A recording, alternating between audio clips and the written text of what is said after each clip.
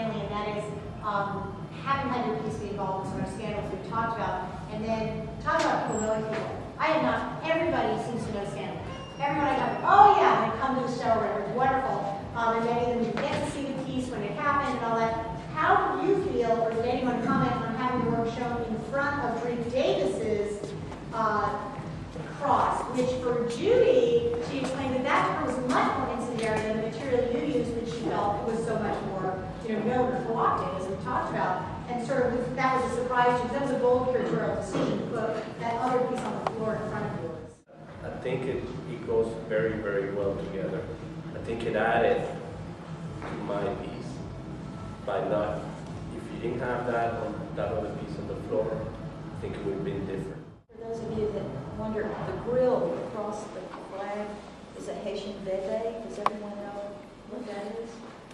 It's in actual Haitian Vodun. It's signals and signs that are painted on the floor, or sometimes put on the floor using flour or sugar, as a praise form for a certain oration.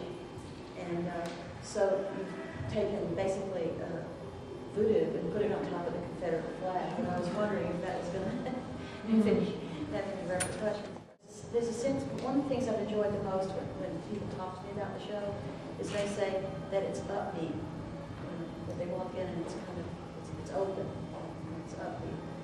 And maybe that protected us from that and not being sure what a bebe is. The irony of it is Drake Davis, some of you may remember his column in the Akron's Banner Herald. Drake Davis is probably the most committed, gracious, open and unconfrontational person you could ever know.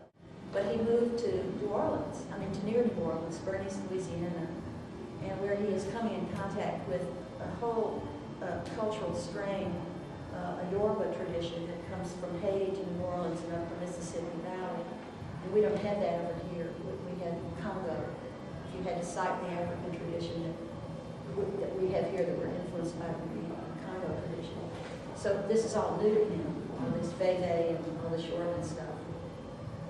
So he has an intellectual interest in that, but rather than a practitioner interest.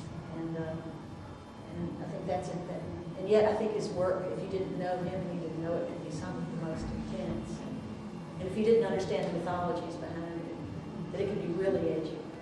And it's a paradox that probably the sweetest and best Dudley Do Right citizen I know is Drake Davis, and yet the work is the most edgy. When I did my kids event, I also took the kids on a tour of the exhibition, and I was a little nervous about talking about your piece, or them seeing violent imagery and needing to open up a space for them to talk about it, but all they could do was have a dance party on Trek's piece. I'm sorry, I don't even think they... Yeah, that's fine. Yeah. It was really interesting. I didn't expect that to happen. But they were just going crazy. Like, we can walk on the Yeah, I was going to say, there's something about, we're not supposed to touch this one, but we can walk on that one. We probably had a very interesting conversation in our heads about that. And I kept them from touching it. It's okay. Primary source, Okay. It's interesting what Hope said about sometimes she doesn't know why she does the things she does, and I think I can relate to that. I knew exactly what I was doing because I've been doing a series of flags, and I wanted to I could have just painted the flag without any of the images in it, but that didn't interest me. But many people have said you were very gutsy, you were very brave, for doing that image. And that really never ever crossed my mind until after it was censored and it got publicity and all of that. My wife was even was really concerned that I was painting that image, and I was painting it here in the South. And it just really never crossed my mind. I was just expressing my opinion. But then, because of the whole controversy, it made me explore why I thought of that image or the flag, and why did I associate it with all those things that are on the flag. made me explore why and where it came from. So I started looking at the kind of things.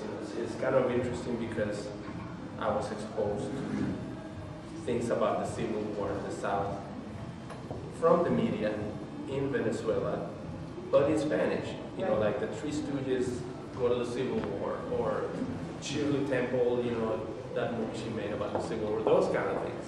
Gone with the Wind and things like that, but they were all in Spanish.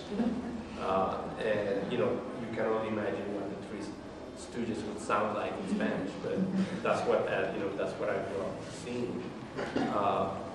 It wasn't until I moved to Houston and I was going to college that I actually saw Klan members in a street corner waving the Confederate flag. And that's when I kind of thought, wow, it's real. Because before it was just television, media, you know, I didn't know if it was made up, make believe. Same thing with, I tell people about the tumbleweeds. I used to watch cowboy movies and saw the tumbleweeds, and I always thought that was Hollywood made up stuff until I lived in Lubbock, Texas for 5 years. And I'm jogging, and all of a sudden I hear this thing, and it's a tumbleweed behind me, and we're kind of running, and I'm trying to beat the tumbleweed, but it's real. They would get stuck behind our car. I mean, I always thought those things were made up. So when I saw the, you know, those Klan members, they made it real, and then but it made me explore those kind of things and think about it, you know. So again, this is part of a series of paintings. You know, there's 8 or 9 paintings that I've been doing of flags, different flags, fusing Mexican American and Mexican flags into one, those kind of things. Well, I think what's interesting to me, when we're talking about the primary source thing, we can wrap it up, but I just think that maybe for you, the reason that you did this and didn't feel that kind of fear before you made it is because your primary source isn't here. Yeah. You know, you got your information about the Civil War and all this stuff through media, not being here or feeling. Yeah, and I grew up in, I mean, you know, the real. I moved to Houston in '83, but I was already 18, 19, and it's, you know, Houston or Texas, and maybe Houston might be considered South, but it's not the same as Georgia, right, or Virginia, or Florida, or Louisiana. It's just, I think there's different kinds of Souths, I think. Yes, and Texas is its own. And I always think of South, that's South America. That's, when I think of Southern, I think of my country. I don't think of the South of the United States. But even when I was in Virginia going to school, to graduate school, I kept telling my wife, why do they call Virginia South? It's so up north. It's you know, compared to Texas, it's way up here. It snows, you know, but it's considered the South. It's the mentality. Yeah. So those things I've been kind of interested about and exploring, but I think you have a point that and some of the things that people may comment on is that you're not from here, you're a foreigner, you know.